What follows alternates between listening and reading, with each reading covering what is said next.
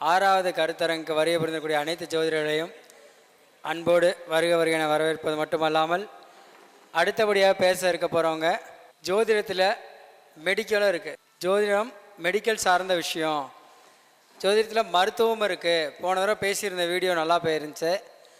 ரொம்ப அருமையாக negative positive தான் ஜோதிடம். இதில் பாசிட்டிவை எப்படி எடுத்துக்கணும், நெகட்டிவை எப்படி எடுத்துக்கணும்னு ரொம்ப அழகாக சொல்லியிருந்தார். அன்பு சகோதரர் திருச்செங்கோடை சேர்ந்த ஈஸ்வரன் அவர்கள் பேச இருக்கிறார். வாங்க. நவ கிரகங்களுக்கும் பஞ்சபூதங்களுக்கும் முதன்மை வணக்கம். இங்கு அமர்ந்திருக்கும் ஜோதிட குருமார்களுக்கும் பொதுமக்களுக்கும் என்னுடைய நன்றியை தெரிவித்து கொண்டு ஸ்ரீ செந்தூரான் அறக்கட்டளைக்கும் தளபதி யூடியூப் சேனலுக்கும் இந்த வாய்ப்பு கொடுத்ததுக்கு அவர்களுக்கும் நான் நன்றியை தெரிவித்து, போன வீடியோவில் கொஞ்சம் சில விஷயங்களை விட்டுட்டேன், அதை அப்படியே கண்டினியூ பண்ணி உங்களுக்கு சொல்கிறேன், கனெக்ட் பண்ணிக்கோங்க. அதுக்கப்புறம் ராகு கேது பற்றி நான் உங்களுக்கு கொஞ்சம் விளக்கம் கொடுக்குறேன் மெடிக்கல் ரீதியாக. அது போன தடவை பிளட் குரூப் பற்றி பேசியிருந்தேன். அதாவது நம்மளுடைய பஞ்சபூதங்கள்ன்றது 5 வகையான ரத்த வகை அப்படின்னு சொல்லி நான் சொல்லியிருந்தேன். ஏன்றது நெருப்பு, பின்றது மண், ஓனா காற்று, ஏபின்னா நீர், ஓ பாம்பே பிளட் குரூப்னா ஆகாய தத்துவம்னு சொல்லியிருந்தேன். இப்போ ஏ குரூப்பு ஒருத்தங்க இருந்தாங்கன்னா அவங்க வீட்டில் கண்டிப்பாக மேசராசி, சிம்மம், தனுஷ் கண்டிப்பாக ராசிலேயோ லக்னத்தில் இருக்கிறதுக்கு வாய்ப்புகள் இருக்குது. அதேமாரி பி குரூப்பில் இருந்தாங்கன்னா ரிஷபம், கன்னி, மகரத்தில் இருக்கிறதுக்கு வாய்ப்புகள் இருக்குது. ஓ குரூப்பில் இருந்தாங்கன்னா மிதுனம், துலாம், கும்பத்தில் இருக்கிறதுக்கு வாய்ப்பு இருக்குது. ஏபி மீனம், கடகம், விருச்சகம் கண்டிப்பாக இந்த பிளட் குரூப்பில் இருந்தாங்கன்னா கண்டிப்பாக ராசி லக்னத்தில் கண்டிப்பாக அவங்க வீட்டில் கண்டிப்பாக இருப்பாங்க. பிளட்டுன்றது ஜீன், அந்த ஜீனில் இப்படி கனெக்ட் ஆகும். சரிங்களா? மருத்துவம் வேறு கிடையாது, ஜோதிடம் வேறு கிடையாது. என்னுடைய ஜோதிடம் கொஞ்சம் வித்தியாசமாக இருக்கும். நான் பரிகாரம் சொல்ல மாட்டேன். மேக்ஸிமம் என்கிட்ட ஜாதகம் பார்க்குறவங்க நான் பரிகாரம் சொல்கிறது கிடையாது. நான் கொஞ்சம் முத்தி மோட்சத்தை பற்றி பேசுவேன். அதனால் என்கிட்ட ஒரு தடவை வரவங்க அடுத்து வரமாட்டாங்க. அது ஏன் அப்படின்றத உங்களுக்கு நான் விளக்கம் கொடுக்குறேன். சரி, ஓகே. இப்போ ராகு கேது பற்றி நான் உங்களுக்கு மெடிக்கல் ரீதியாக நான் ஒரு விளக்கம் கொடுத்துட்றேன் எப்படி என்னன்றதை. இப்போ நம்ம ஜோதிட கட்டத்தில் மொத்தம் 12 இருக்குது. காலபுருஷ தத்துவப்படி 12 கட்டம். ஆனால் அதில் ஒரு ரகசியம் இருக்குது. எப்படின்னா, காலபுருஷ தத்துவப்படி முதல் கட்டம் மேசம் கேதுல ஆரம்பிக்கும். கேதுல ஆரம்பித்து 2வது கட்டம் ராகு, 3வது கட்டம் கேது, 4வது கட்டம் ராகு, 5வது கேது, 6வது ராகு, 7வது கேது, 8வது ராகு. இப்படி கனெக்ட் பண்ணிக்கோங்க. இதுதான் காலபுருஷ தத்துவப்படி. அப்படின்னா என்னன்னா, ஏ குரூப்புக்கு பின்ற ஆன்டிபாடி இருக்குது. ஏயோட நிழல் தான் பி, பியோட நிழல் தான் ஓ, ஓட நிழல் தான் ஏபி, ஏபியோட நிழல் தான் ஓ பாம்பே பிளட் குரூப். அப்போ காலபுருஷ தத்துவப்படி முதல் கட்டம் கேது. அப்போ நீங்கள் பிறக்கும்போது நம்மளுடைய ஜாதகத்தில் லக்னம் எங்கே விழுகுதோ அதில் கேது எங்கே இருக்கோ அதுலேருந்து நீங்கள் கனெக்ட் பண்ணிக்கணும். அது ஈஸியாக இருக்கும் உங்களுக்கு ஜோதிடம் பார்க்குறதுக்கு கொஞ்சம் ஈஸியாக இருக்கும். இப்போ பாருங்கள், காலபுருஷ தத்துவப்படி இப்போ கேது எங்கே இருக்குது? சிம்மத்தில் இருக்குது. ராகு எங்கே இருக்குது? கும்பத்தில் இருக்குது. அப்போ கேதுன்றத கர்மவினை. கேதுன்று அங்கே தான் நம்மளுடைய கர்மவினை ஒளிஞ்சிருக்குது. இப்போ நான் சொன்ன கட்டம் கேதுலாம் எது வருதோ அதெல்லாம் நம்மளுடைய போன ஜென்மத்தின் கர்மவினை அதில் ஒளிஞ்சிருக்குது. அப்போ அதில் தான் நம்மளுடைய கர்மவினையை எடுக்கணும்.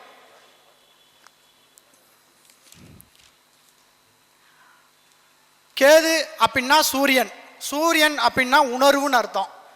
உணர்வு, உயிர். அப்போ நம்மளுடைய போன ஜென்மம் என்ன உணர்வு உயிர் இருந்ததோ அதுதான். ஏன்னா கேதுக்கு உணர்வு மட்டும்தான் இருக்குது, மனம் கிடையாது. ராகுக்கு மனம் உண்டு, எண்ணம் உண்டு, ஆனால் உணர்வு கிடையாது.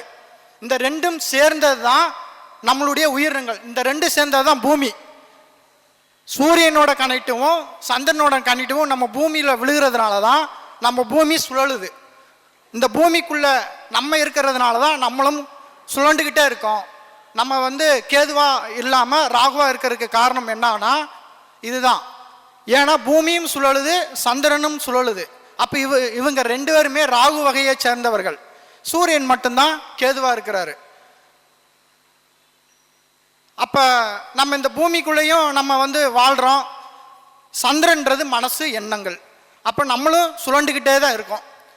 சரி, 6 கட்டன்றது 6 கட்டம் கேதுவாகவும் 6 கட்டு ராகுவாகவும் பிரிக்கணும். இங்கே ரெண்டுமே இன்பேலன்ஸாக இருக்கிறதுனால தான் இந்த பூமியில் அழிவு வருது. எப்படி அப்படின்னா, அதாவது கேது அப்படின்னா என்னன்னா, இங்கே நம்ம எல்லாமே வாழ்கிறதுக்கு தான் ஆசைப்படுறோம். யாருமே முத்தி மோட்சம் அடைகிறதுக்கு வந்து ஆசைப்படுறது கிடையாது. அதனால தான் இந்த பூமியில் அழிவு வர்றதுக்கு காரணம். 100 கோடி பேர் இருக்கிறாங்கன்னா அதில் வந்து மேக்சிமம் முத்தி மோட்சம் அடையணும் அப்படின்னு தேடக்கூடியவர்கள் வந்து ரொம்ப கம்மி. அதனால தான் இங்கே வந்து பூமியில் அழிவு வர்றதுக்கு காரணமே அதுதான். ஏன்னா நம்மளாம் வந்து அசுர குருகள், நம்மளாம் தேவ குருக்கள் கிடையாது, அசுர குருகள். தேவகுரு அப்படின்னா மோட்ச முத்தின்னு அர்த்தம். தேவகுரு மட்டும்தான் நம்மளுடைய மோட்ச முத்தியை சொல்லி கொடுக்குறவங்க. அப்போ நம்ம உடம்புல உள்ள இயங்கக்கூடிய ஆன்மாவை பற்றி சொல்லி எப்படி வந்து முத்தி மோட்சம் அடையணும்னு சொல்லி கொடுக்குறவங்க தான் தேவகுரு. நம்ம எல்லாருமே நம்ம உடல் எப்படி இயங்கணும், நம்ம எப்படி செயல்படணும் அப்படின்னு நம்ம எல்லாருமே சொல்கிறதுனால நம்மள அசுரகுரு. அசுரகுரு எப்பயுமே வாழ தான் ஆசைப்படும், முத்தி மோட்சத்துக்கு நோக்கி போக ஆசைப்படாது. அப்போ 12 கட்டம்ன்றது வந்து 6 கட்டம் கேது, 6 கட்டம் ராகு. இது ரெண்டுமே சமமாக இருக்கணும். இது இன்பேலன்ஸ் ஆச்சுன்னா அழிவு கண்டிப்பாக வரும். அதனால தான் இப்போ பூமி வந்து அழிவை நோக்கி போயிட்டு இருக்குது. ஏன்னா யாருமே முத்தியை நோக்கி போகிறதில்ல. இப்போ என்னுடைய இது வந்து கொஞ்சம் வித்தியாசமாக இருக்கும். நான் முத்தி மோட்சத்தை பற்றி இது மட்டும்தான் பேசுவேன். ஏன்னா நம்ம எல்லாருமே வந்து மேக்சிமம் வந்து மனிதன் எப்படி வாழணும்னு தான் நம்ம சொல்லி கொடுக்குறோம். நம்மளுடைய ஜாதகம் வந்து ஒரு மேப்பு. அதாவது ஒரு மனிதன் பிறந்துட்டா நீ எந்த வழியில் போய் எந்த கஷ்டத்தை அனுபவிச்சுட்டு நீ முத்தி மோட்சம் அடையணும்னு சொல்லக்கூடியதான் நம்மளுடைய ஜாதகம். அதுதான் ஜோதிடம். நீ எந்த வழியில் போனால் நீ ஜோதியை நீ போய் அடைவாய். அதில் உன் வாழ்க்கையில் நடக்கிற கஷ்ட இன்ப துன்பங்களை பற்றி தான் நம்ம சொல்கிறோம் ஜோதிடத்தை பார்த்து. அதை கடந்து நீ எப்படி ஜோதியை அடையணும் அப்படின்றது தான் இதில் இருக்கிற ரகசியம். நம்ம அதை கடந்து அவங்களுக்கு முத்தி மோட்சத்தை பற்றி தான் வந்து நம்ம சொல்லி கொடுக்கணும். அப்போ தான் அவங்களுக்கு வந்து நிம்மதி. இந்த சார் இதுக்கு முன்னாடி பேசினார், நிம்மதின்னு பேசினார் பார்த்தீங்களா. இப்போது அது வந்து நம்ம ஜாதகத்தில் இருக்குது. அதை நம்ம எடுத்து சொல்லணும். நம்ம அது கொஞ்சம் உள்ள ரகசியங்கள்லாம் நிறைய இருக்குது. அப்போ நம்ம எப்பயுமே நம்ம ஜோதிடர்கள் நம்ம என்ன சொல்கிறோம், முத்தி மோட்சத்தை பற்றி நம்ம சொல்லாமல் நம்மளுடைய வாழ்வாதாரத்தை பற்றியே பேசும்போது நம்மளுடைய மனிதர்களுக்கு வந்து அது தெரியல. அப்போ ஜோதிடன்றது வந்து எல்லாருமே தெரிஞ்சிருக்கணும். நம்ம ஏன் பிறந்தோம், எதுக்கு பிறந்தோம். அப்போ ஜோதிடத்துக்குள்ளே நிறைய ரகசியங்கள் இருக்குது. இது ஒரு புக்கு மாதிரி. எப்படி நம்மளுக்கு இப்போ நம்ம வாழணும் அப்படின்னா, வேலை பார்க்கணும் அப்படின்னா நம்ம அறிவியல் சார்ந்த புக்கெல்லாம் படிக்கிறோம். அதை படிச்சுட்டு ஒரு வேலைக்கு போகிறோம், சம்பாதிக்கிறோம். ஆனால் நம்ம ஆன்மா ஒரு முத்தி அடையணும், மோட்சத்தை அடையணும்னா நம்ம கண்டிப்பாக இந்த ஜோதிடத்தை படிக்கணும். ஏன்னா இந்த ஜோதிடத்துக்குள்ளே தான் அந்த ரகசியம் ஒளிஞ்சிருக்குது. சரி,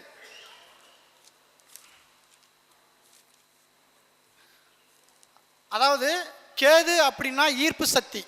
கேது அப்படின்னா ஈர்ப்பு சக்தி, அதாவது ஆர்பிசி செல்ஸ், மண் தத்துவம். ராகு அப்படின்னா டபிள்யூபிசி, அதாவது நீர் தத்துவம். டபிள்யூபிசி வந்து எதிர்ப்புத்தன்மை, ஆர்பிசி ஈர்ப்புத்தன்மை. சரிங்களா. அப்போ கேதுன்றது வந்து ஆர்பிசி செல்ஸ், ராகு அப்படின்னா டபிள்யூபிசி. இந்த ரெண்டுக்கும் கனெக்ட் பண்ணுறது யார் அப்படின்னா புதன், பிளேட்லெட்.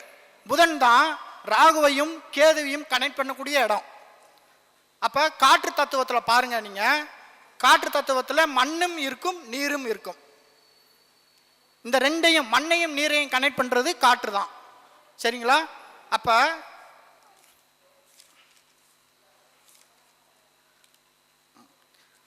நம்ம உடம்புல இருந்தே நம்ம எல்லா விஷயத்தையும் எடுத்துடலாம். நம்மளுடைய ஜாதகம், நம்ம உடம்பு, இந்த இயற்கை வெவ்வேறு கிடையாது. எல்லாமே நம்ம உடம்புக்குள்ளே இயங்கிக்கிட்டே இருக்குது. இது ஒரு மனிதன் வந்து நம்ம தனித்தனியாக பிரித்து பார்க்க நம்ம எப்பயுமே கொஞ்சம் கற்றுக்கணும்.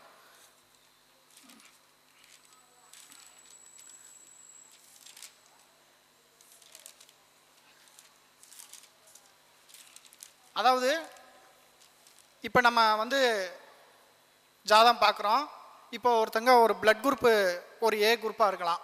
இந்த ஏ குரூப்பை வச்சுக்கிட்டு ஜாதகத்தில் மேச லக்னமாக வச்சு நீங்கள் வந்து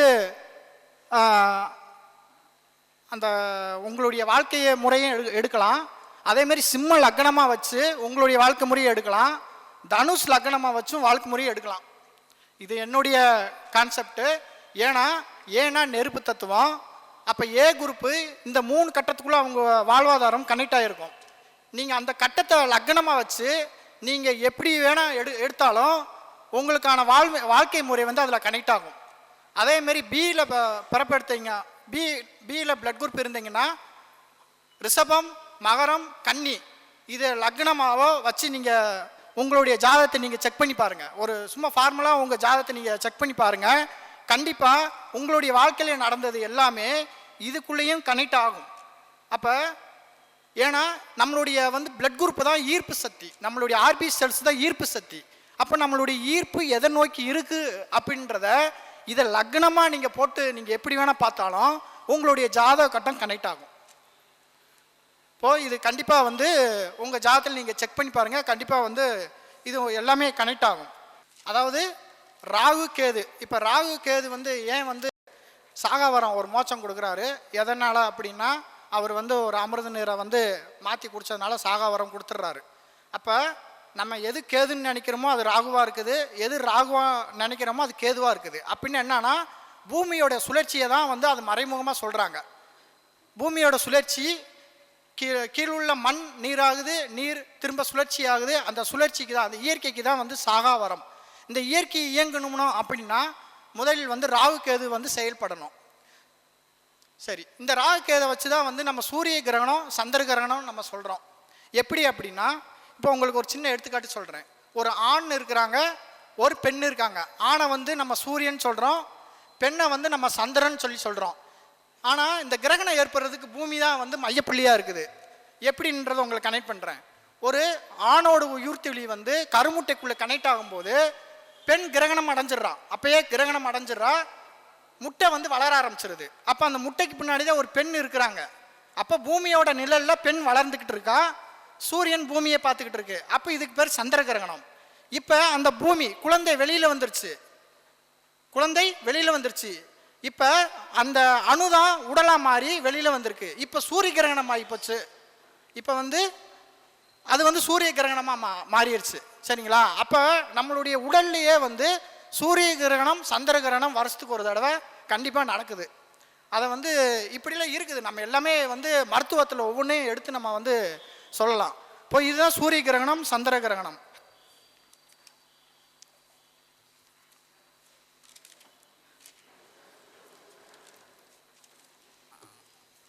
அதாவது காலபுருஷ தத்துவப்படி நான் உங்களுக்கு கொஞ்சம் விளக்கமாக சொல்லிடுறேன்.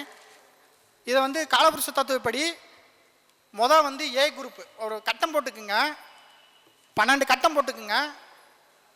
அதில் வந்து மேஷ ராசியை வந்து ஏ குரூப் போட்டுக்குங்க, ரிஷப ராசியை பின்னு போட்டுக்குங்க, மிதன ராசி ஓன்னு போட்டுக்குங்க, கடகராசி ஏபின்னு போட்டுக்குங்க, சிம்மம் ஏ, இப்படி அப்படியே மாற்றி மாற்றி போட்டுக்குங்க. 12 கட்டத்துக்கும் போட்டுக்குங்க.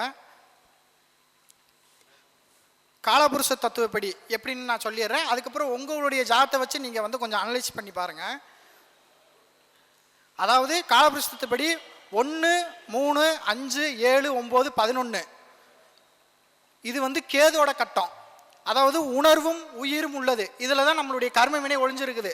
இப்போ இதை சார்ந்து தான் நம்ம இயங்க போகிறோம். அப்போ மேசராசி ஏ குரூப்னா பக்கத்தில் இருக்கிறது பி ஆற்றல். அதாவது ஏன்ற பிளட் குரூப்பில் பின்ற ஆற்றல் இருக்குது. இது அறிவியல். ஏன்ற பிளட் குரூப்பில் பின்ற ஆற்றல் இருக்குது. அப்போ மேசம் ஏ அப்படின்னா ரிஷபம் பி. அப்போ செவ்வாயோட நிழல் தான் சுக்கிரன். சரிங்களா? இப்படி எடுக்கணும் நம்ம. அப்புறம் பியோட நிழல் தான் ஓ. ஏன்னா ஆல்ரெடி ஏயும் பியும் சேர்ந்துருச்சு. அப்போ ஓ. அப்போ 3வது கட்டத்தை நம்ம ஓன்னு எடுக்கணும். ஏன்னா அதில் தான் வந்து மண்ணும் இருக்கு, நீரும் இருக்கு. ஏன்னா 2 ஒன்று சேர்ந்துருது.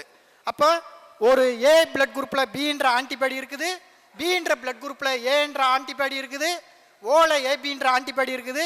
ஏபிக்கு தான் நோ ஆன்டிபாடிஸ். ஏபின்னா நீருன்னு அர்த்தம். அதுக்கு பாடியே கிடையாது. ஆனால் அதுக்கு வந்து ஜீனை, அதோட ஆற்றலை ஈர்க்கிற சக்தி நீருக்கு இருக்குது. ஆனால் அதுக்கு பாடி கிடையாது. இப்போ அப்படின்னா என்னன்னா ஜாதகன்றது உண்மைதான், அது பொய் கிடையாது. நம்ம அறிவியல் பூர்வமாக வந்து அதை நம்ம வந்து நிரூபிக்கலாம். சரிங்களா? அப்போ இந்த பிளட் குரூப்புன்றது வந்து இதை வச்சு நம்ம ஜாதகத்தை கண்டிப்பாக வந்து எடுத்துடலாம். அப்போ நான் சொன்ன மாதிரி இந்த பிளட் குரூப்பில் இருந்தாங்கன்னா இந்த கட்டத்துக்குள்ளே, இந்த ராசிக்குள்ளே, இல்லை லக்னத்துக்குள்ளே கண்டிப்பாக வந்து அவங்க இருப்பாங்க, அவங்க வீட்டில் கண்டிப்பாக இருப்பாங்க. சரிங்களா? அதேமாரி ஒவ்வொரு ராசிக்கும் நம்ம 4 பாதங்கள் சொல்கிறோம். நட்சத்திரக்கும் ஒவ்வொரு நட்சத்திரத்துக்கும் 4 பாதங்கள். அதில் 1ஆம் பாதத்தை வந்து கேதுன்னு போட்டுக்குங்க, 2வது பாதத்தை வந்து ராகுன்னு போட்டுக்குங்க, 3வது பாதத்தை வந்து கேதுன்னு போட்டுக்குங்க, 4வது பாதத்தை ராகுன்னு போட்டுக்குங்க. இப்போது உங்களுடைய ஜாதத்தை வச்சு உங்களுடைய ராசி, அதாவது அந்தந்த அதிபதி எங்கே போய் உக்காந்துருக்குறாங்க, எந்த சாரத்தில் வாங்கி எந்த நட்சத்திர சாரத்தில் உட்காந்துருக்குன்னு பாருங்கள். அது வந்து கேதுவோட சாரம் அப்படின்னா உங்களுடைய கர்ம வினை, ராகோட சாரம் அப்படின்னு இருந்துச்சுன்னா நீங்கள் அதை செயல்படுத்த போகிறீங்க. அது சார்ந்து ப்ளஸ்ஸும் மைனஸும் நீங்கள் அனுபவிக்க போகிறீங்கன்னு எடுக்கணும். நம்ம கட்டத்தை கொஞ்சம் ஈஸியாக இருக்கும் உங்களுக்கு. இந்த ஜோதிடத்தை வந்து ஈஸியாக எடுக்கலாம், உங்கள் ஜாதகத்தை வந்து ஈஸியாக எடுத்துக்கலாம். அதாவது இப்போ நான் வந்து மீன ராசி, மீன லக்னம். எனக்கு 2ல் ராகு இருக்குது. ஆக்சுவலி காலபுருஷ தத்துவப்படி அது 1ஆம் இடம், அது கேது. ஆனால் எனக்கு வந்து அது 2ல் ராகுவாக இருக்குது. அப்போ நான் ராகுவாக போட்டு எடுக்கணும். அப்போ காலபுருஷ தத்துவப்படி அது ராகுவாக நான் செயல்படுவேன். காலபுருஷ தத்துவம் அது வந்து இந்த பூமி வந்து எனக்கு ராகுவாக செயல்படுத்தும், ஆனால் என்னுடைய கட்டம் அது கேதுவாக செயல்படுத்தும். அப்படின்னா இங்கே மைனஸும் ப்ளஸ்ஸும் கனெக்ஷன் ஆகும்போது இது ஏற்றுக்கலன்றதான் ப்ளஸ் பாயிண்ட்டு. அதோட அதிபதி எங்கே இருக்குன்னு பார்க்கணும். செவ்வாய் ராகோட கட்டத்தில் உட்காந்துருக்கா இல்லை கேதோட கட்டத்துக்குள்ளே போய் உட்காந்துருக்கான்னு பார்க்கணும். இது கொஞ்சம் டீப்பாக இருக்கும், ஆனால் இது ஒரு ஈஸியான மெத்தடு. நீங்கள் வந்து 12 கட்டத்தை கேது 6வாகவும் ராகு 6 கட்டமாகவும் பிரிக்கணும். அந்தந்த கட்டத்தை அதிபதி எங்கே போய் உட்காந்துருக்காருன்னு பாருங்கள். கேது கட்டத்தில் உட்காந்துருக்கா, ராகு கட்டத்தில். இப்போது அதுதான் செயல்படுத்தும். கேதுன்னா வந்து சேவிங்ஸ், ராகுனா அந்த சேவிங்கை செயல்படுத்தக்கூடியது. ராகு தான் இயக்கம். அப்போ அந்த சேவிங்கை எடுத்து செயல்படுத்தக்கூடியது. சேவிங் என்னது? போன ஜென்மத்தில் நம்ம சேமித்து வச்சது. அப்போ கேதுன்னா ஈர்ப்பு சக்தி. சரிங்களா? அப்போ நம்ம போன ஜென்மத்தில் எதெல்லாம் ஈர்த்து பாவம் புண்ணியம் பண்ணியிருப்போம், இதெல்லாம் ராகு தான் வந்து செயல்படுத்துவார். அப்போ அந்தந்த கட்ட அதிபதி வந்து எங்கே இருக்குன்னு பார்த்துட்டு நம்ம அதுக்கு தகுந்த மாதிரி பலன் எடுத்து நம்ம சொல்லணும். அதாவது இப்போ வந்து சூரியன் வந்து கேதுவாக தான் இருக்கிறாரு. ஆனால் சூரியன்ட்டு இருந்து தான் நம்ம அந்த உயிர் பிரிஞ்சு வந்துச்சு. எப்படி சூரியன் வந்து கேதுவாக இருக்கிற அந்த சூரியனுக்கு வந்து அதுலேருந்து வர உயிர் துளி மட்டும் ராகுவாக எப்படி செயல்படுது? சூரியன் வந்து உயிர் இருக்குது. அதாவது சூரியனுக்கு வந்து உயிர் இருக்குது. அதாவது என்னன்னா, சந்திரனுக்கு வந்து மனம் மட்டும் தான் இருக்குது, உயிர் இல்லை. சூரியனுக்கு வந்து உயிர் இருக்குது, மனம் இல்லை. அப்போ இந்த 2 சேர்ந்தது தான் பூமி. அதுதான் ராகுவாக செயல்படுதுங்க. நம்ம பூமின்றது உடல். சரிங்களா? உடல்ன்றது ராகு. இங்கே ராகுவாகவும் கேதுவாக செயல்படுறது பூமியும் நம்ம பூமிக்குள்ளே வாழ்கிற மனிதர்களும். சரிங்களா? அப்போ எப்படி வந்து அது வந்து உயிர் துளியாக இங்கே மாறுச்சு அப்படின்னா, நெருப்புக்கும் நீருக்கும் இருக்கிற பிரச்சனை தான், வேற ஒன்றுமே இல்லை. நெருப்புன்றது வந்து நெருப்பாக இருக்குது, நீருன்றது குளிர்ச்சி. அப்போ அங்கே நெருப்புக்கும் குளிர்ச்சிக்கும் ஒரு பிரச்சனை வருது. பிரச்சனை வந்து பிரிஞ்சது தான் இந்த இடப்பட்டியில் இந்த 2க்கும், அதாவது நெருப்புக்கும் குளிர்ச்சிக்கும் இடப்பட்ட இந்த கான்செப்ட் தான் பூமி. இந்த பூமி தான் நெருப்பையும் குளிர்ச்சியையும் பிடிச்சி வச்சிருக்குது. நம்ம மனிதர்கள்லாம் குளிர்ச்சியிலே இருக்க விருப்பப்படுறாங்க, நெருப்பை நோக்கி போக மாட்டுறாங்க. அப்போ நெருப்பில் தான் நிறைய சக்தி இருக்குது, குளிர்ச்சியில் சக்தி கிடையாது. அதுக்கு ஆற்றல் இருக்குது, ஆனால் சக்தி கிடையாது. அப்போ ஈர்க்கிற சக்தி எதுக்கு இருக்குன்னா நெருப்புக்கு தான். அப்போ நம்ம எங்கேருந்து பிறந்தோம் அப்படின்னா சூரியன்லேருந்து தான் பிறந்தோம். நம்மளுடைய வீடு, நம்மளுடைய உண்மையான வீடு எங்கே இருக்குது அப்படின்னா சூரியன் தான். அதுலேருந்து பிரிஞ்சது தான் சூரியன். பின்றது பூமி. அப்போ அதிலிருந்து பிரிஞ்சது தான் நம்ம எல்லாருமே. அப்போ சூரியனோட உயிர் துளி தான் நம்ம எல்லாருமே. சரிங்களா? இங்கே வந்து இந்த குளிர்ச்சியை பார்த்துட்டு நம்ம வந்து நெருப்பு நோக்கி பயணிக்காமல் இதுதான் வாழ்க்கை, இதுதான் நிரந்தரம் நினச்சி வாழ்ந்துக்கிட்டே இருக்கோம். அதுதான் ராகு. ராகு திரும்ப திரும்ப நம்மளை பிறப்பு எடுக்க வச்சுக்கிட்டே இருக்கு. இதுதான் சிவன் கொடுத்த சாபம். உனக்கு சாபாத வரம் அப்படின்னா இதுதான். அப்போ சிவனை நோக்கி போகணும்னா நம்ம கேதுவை நோக்கி தான் போகணும். ராகு நோக்கி இருந்தால் பிறப்பு எடுத்துக்கிட்டே இருக்கணும். சரிங்களா? அப்போ இப்படி ஒரு இதெல்லாம் இருக்குது. இதெல்லாம் ஜாதக கட்டத்துக்குள்ளே இருக்குது. ஜாதகன்றது எப்படி நம்ம இந்தியா மேப்பை பார்த்து இந்த இடத்துல இது இருக்குன்னு நம்ம கண்டுபிடிக்கிறோமோ, அதே மாதிரி ஜோதிடம்ன்றது வந்து, ஜாதகம்ன்றது வந்து ஒரு மனிதனோட எப்படி பயணிக்க போகிறான், எப்படி அந்த ஜோதியை அடைய போகிறான், போகும்போது நிறைய பிரச்சனைகள் வரும்.